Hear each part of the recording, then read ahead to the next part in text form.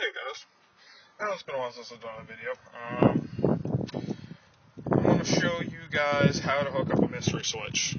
Sorry for the wind if it sucks, but hey, it is what it is. I'm doing it on a cell phone, so you know what? Shit happens. Alright, now the mystery switch, TC lock switch, whatever the hell you want to call it. It's actually pretty simple to look up.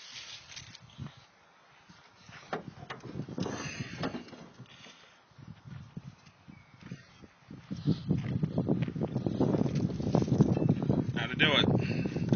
You gotta take your airbox out, and your computer is back there.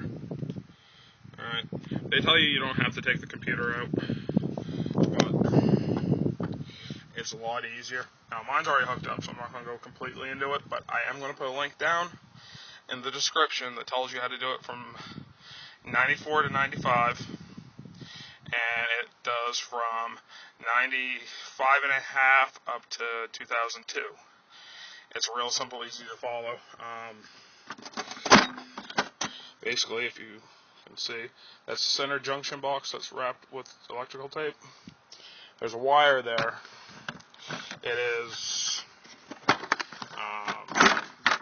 orange with a black stripe.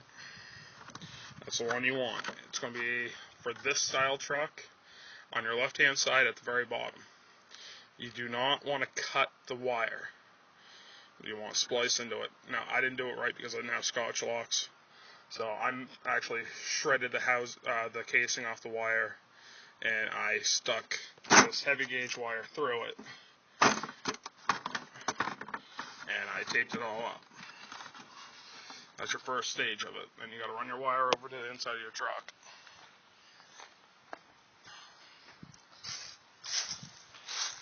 And it feeds right through the grommet and the firewall pretty easy. Stage 2 of this is come over to here. If you guys really want to see what it looks like down there, if the description doesn't show you, let me know, and I'll do another video on it. Okay, you come over to here. Okay. The torque converter relay is this one right here. What you do is take out your relay. Let's just get a jumper wire. Okay? Jumper wire. All it is, just a regular piece of wire. And you stick it in these two right here. This one and this one. Make sure it sits all the way in.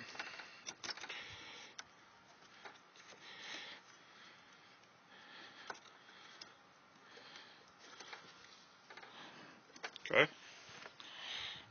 Take your relay. Save your relay. You never know when you need a spare relay.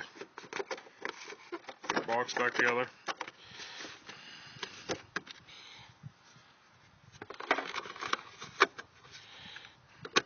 Seriously, guys, minus the fact that I was smoking cigarettes through this whole thing, talking with 3 of my buddies, it's like a 10-minute install, not even. So you do your jumper wire, run your red wire from your computer over. There's 3 bolts on it to pull it off the firewall itself. Much easier than take that black cover off.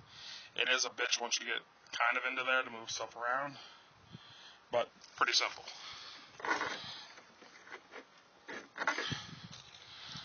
And then you come over to here.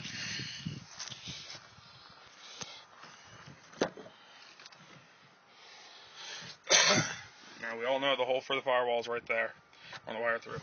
It's easiest if you take this off, this whole panel. It's only held on with like a couple screws. Drop that panel down.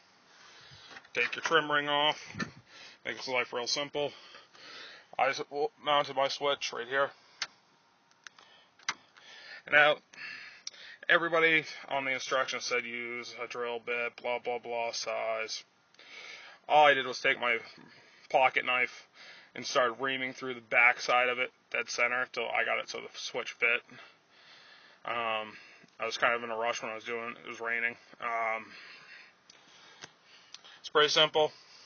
Now, the one thing that it says, which I'm not 100% on, so I did it the way I thought it would work.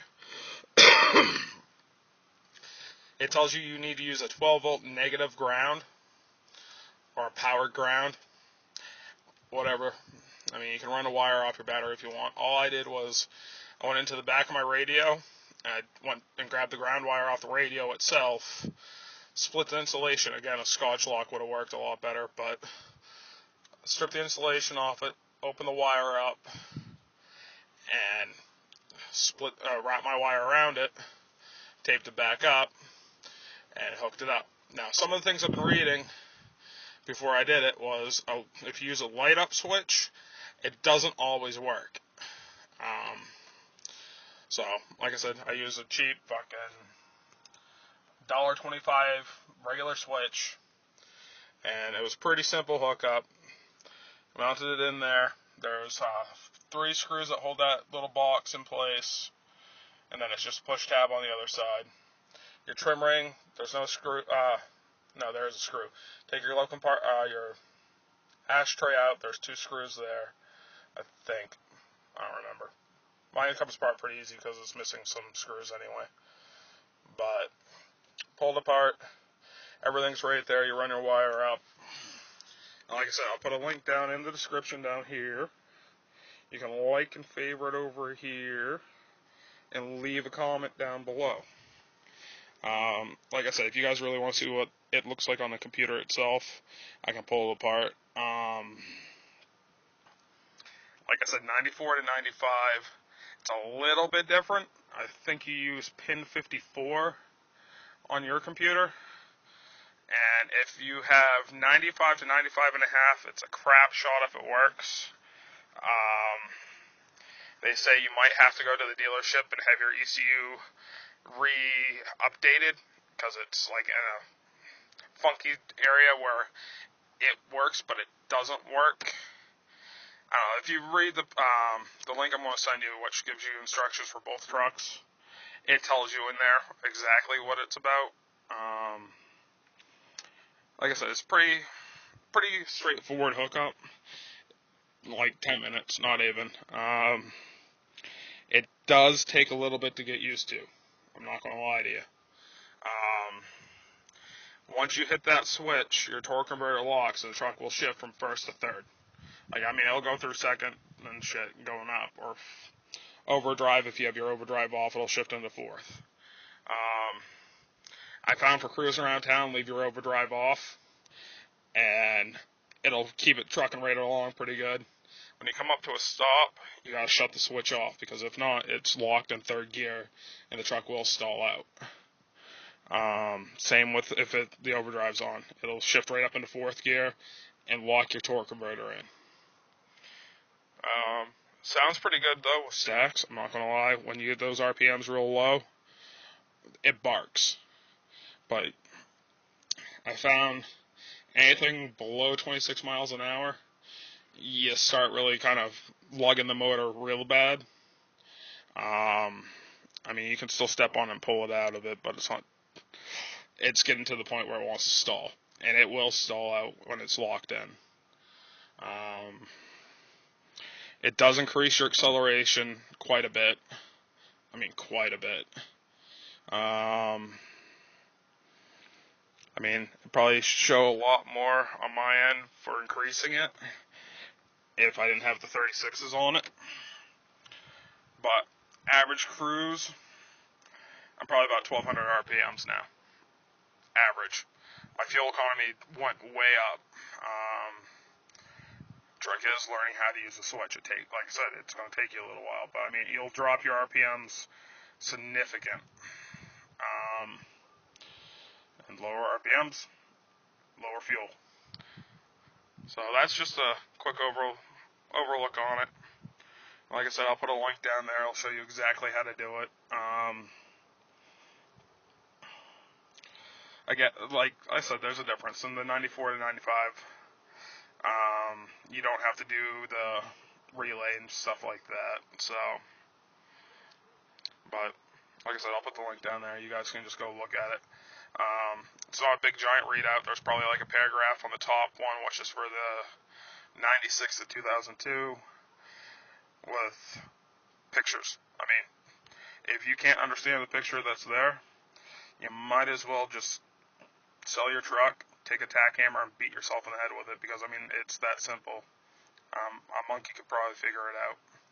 Same with the one below it, for the 94 and up. And it's real simple. One wire. It's all it takes, and all you have to do is ground it out. But make sure it's hooked on a toggle switch. Make sure you cover up all your electrical connections so they don't, mess up.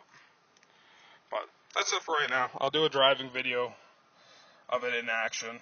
It's going to be kind of hard to tell. I mean, you're going to be able to hear the truck when I do it. But my camera mount is on my windshield, so you're not actually going to be able to see me flip the switch or anything. But you can definitely tell the difference in the truck. Well, that's it for now, guys.